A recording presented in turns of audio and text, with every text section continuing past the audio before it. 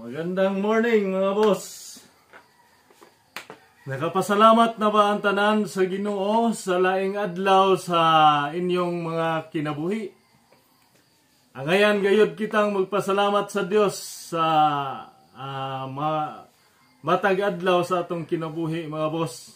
Sa dili pa kita magsugod sa ato ang mga gimbuhaton, dapat kitang magpasalamat sa Dios sa iyahang pagtipig kanato sa atong pagkatulog sa kagabhion o sa iyahang paghatag kanato og kusog aron makabangon pa o makasugod pagbalik sa atong mga gimbuhaton sa lain na pong adlaw sa atong kinabuhi.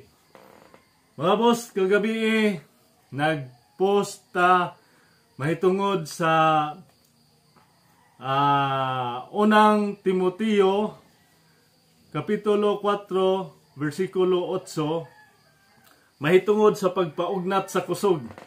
Nga gikinahanglan nato ang pagpaugnat sa kusog apan labaw sa tanan, gikinahanglan usab nato ang pagpaugnat sa atong espirituhanon nga bahin sa atong kinabuhi.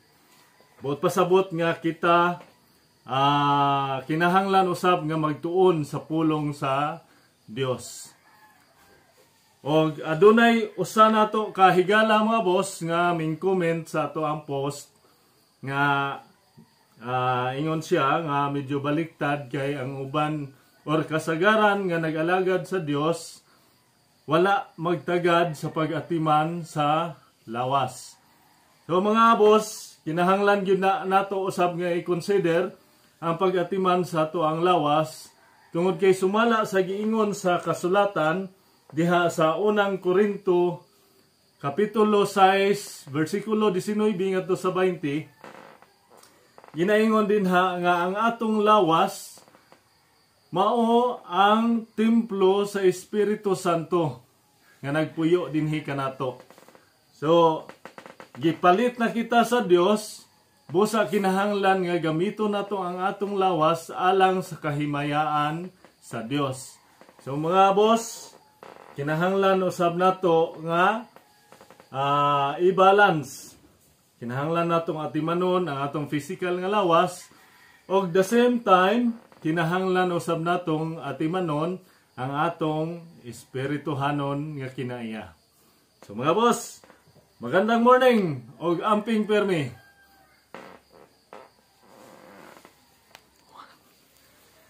Atong paninguhaon nga kuantag daghan-daghan mga boss. Kay natulog pa nga to ang samukan nga bata. Wala pa mubangon. 7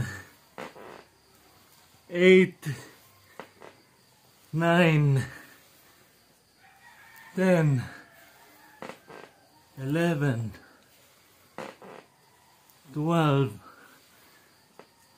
13 14 15 16 17 18 19 20 21 22 23 24 25 26 27 28 29 30 31 32 33 34 35 36 37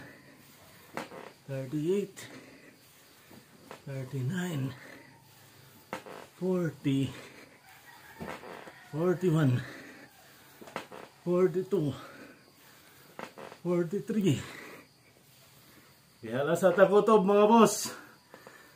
Magandang morning. God bless you all. Amping sa kanunay. Salamat sa Ginoo sa iyang gihatag nga kusog.